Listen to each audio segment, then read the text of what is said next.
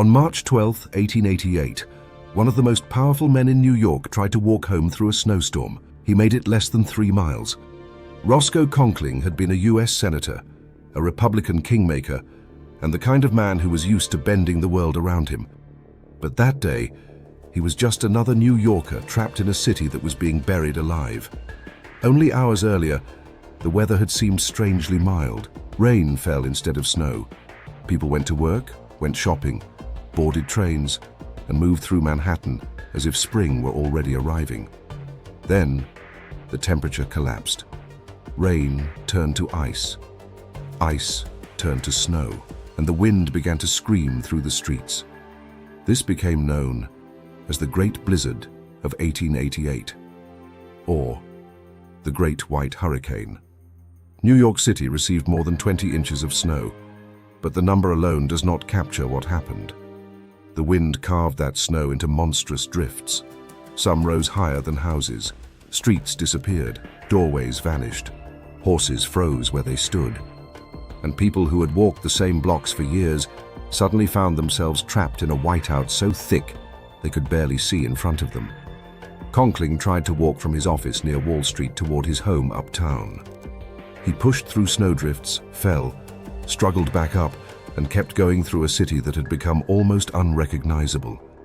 By the time he reached the area near Union Square, less than 3 miles away, he was exhausted and badly exposed. He survived the storm, but not for long. Within weeks, complications from that brutal walk led to his death, and he was not alone. Across the city, people froze in the streets. Some were found buried in snowdrifts. They died trying to cross streets they had walked every day. Above them, the elevated railways that were supposed to be the future failed.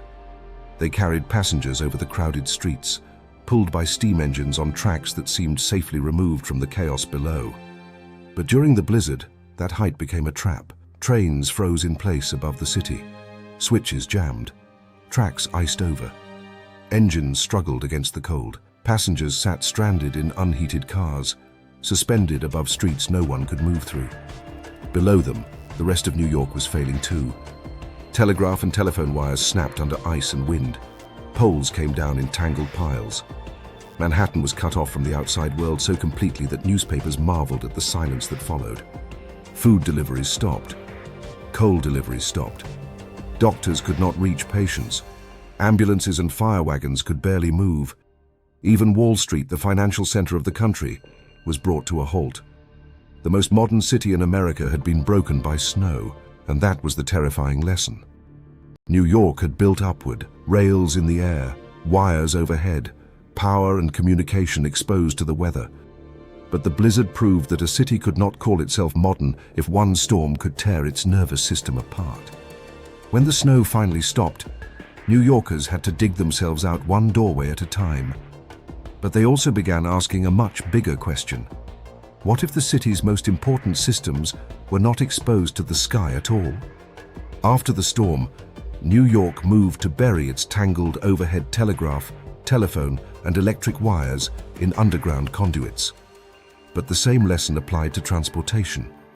Engineers and reformers had talked for years about building a real underground rapid transit system. New York had even seen earlier experiments, including Alfred Ely Beach's pneumatic tube in 1870. But a full subway system still faced resistance. It was expensive. It was disruptive. It sounded radical. The blizzard changed the argument.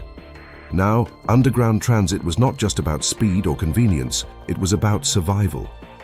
In 1894, New York passed the Rapid Transit Act, clearing the way for a modern underground system. Construction began in 1900.